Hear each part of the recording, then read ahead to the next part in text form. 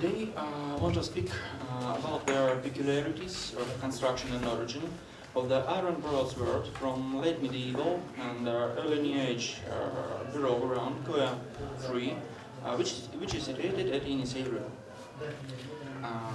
The question why? I'm going to speak about their weapon, about their single unique item, which was found in the year 2003.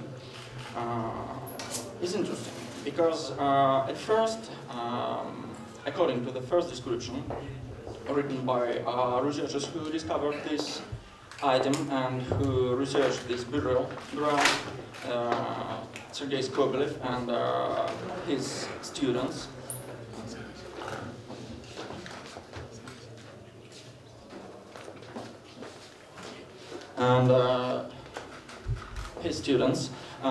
This unique item was described as similar to Manchurian iron broadswords, and it has some peculiarities which you can easily see here. Their common length is about 55 centimeters. The maximum width in the middle part is 33 millimeters.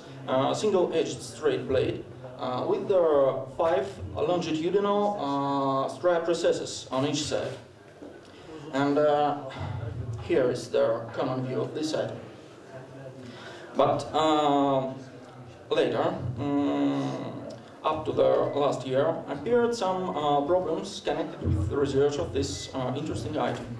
These problems are connected with some unique characteristics which preserve us from dating this item and preserve us from final attribution as a Manchurian or Mongolian or Central Asian type of weapon. So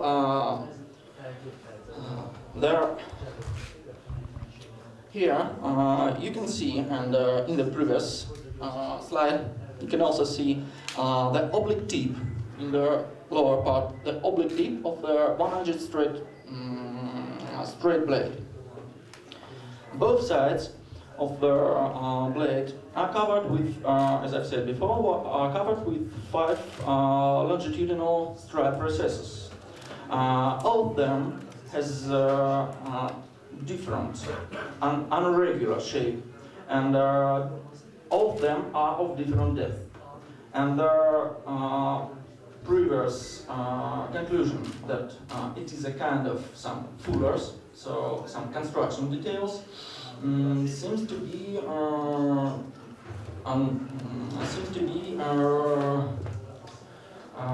correct. Then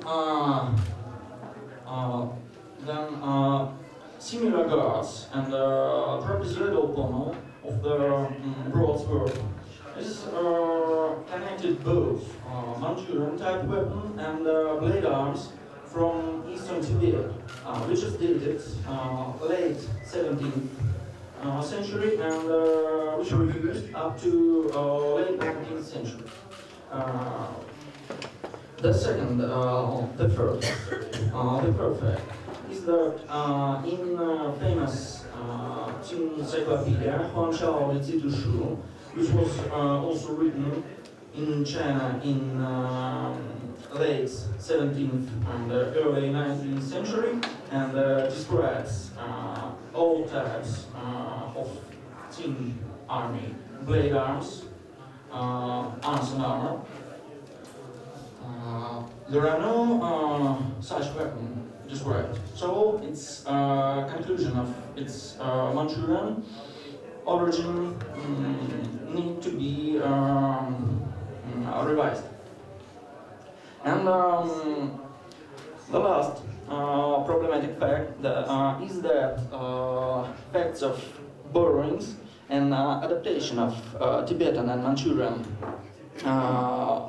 details like design of pommels, design of guards, so details of sword mountings is also marked by researchers in United States, in Western Europe, in Russia. So, these facts are that both Manchurian items could be found, and we will see it a little bit later, could be found on Tibetan weapon, like pommels from Qing sabers, Yan Mao Dao and Lu Dao. And also their Tibetan-style pommels, Tibetan-style handles and guards could be also easily found in some rare pieces of Qing ceremonial broadswords. For example, several broadswords are connected with a collection of Tianwen Emperor who ruled China in the second half of 18th century. And here you can see in the middle, in the lower part, in the middle of the picture, this black and white sword have some mountings like pommel and guard close to their Qing sabers. In the upper part is the clear Tibetan type of broadsword. This type is called padam in Sanskrit, and the datings are the dating is very wide because the earlier datings. I found that it was late 16th, but the most it seems to be 17th and up to 19th century. And in the lower right part, you can see the Eastern Tibetan style of the iron broadswords with the trapezoidal pommel and oval flat guards of different shape. And please pay attention on the upper picture of the padam's blade. You can easily see the pattern of the metal in this blade with also longitudinal dark stripes on it. And this is very important because in every arms and armor complex, the technology of blade making is one of the most conservative part of the sword making process. So it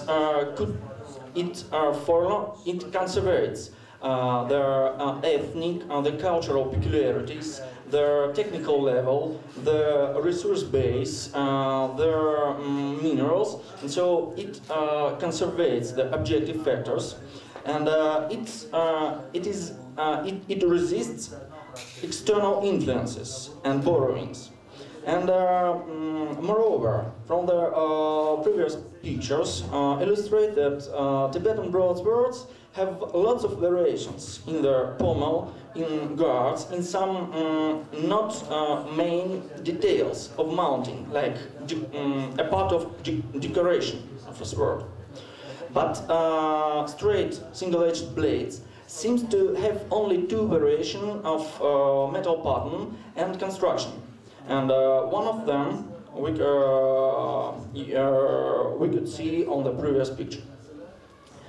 And here, in our item from the late medieval and early New Age burial Koya number 3 at Yenisei River, we easily see that this item has all these longitudinal stripes of irregular form, irregular shape, and different depth.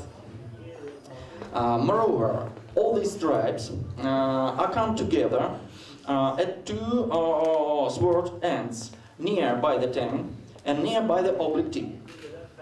And the oblique tip is a clear Tibetan feature of straight broadswords. Next, one of these stripes, which was part of the cutting edge of the blade, at 1/3 of its length, nearby the tip and the other nearby the tank have been damaged due to corrosion process in the ground. The river is still open.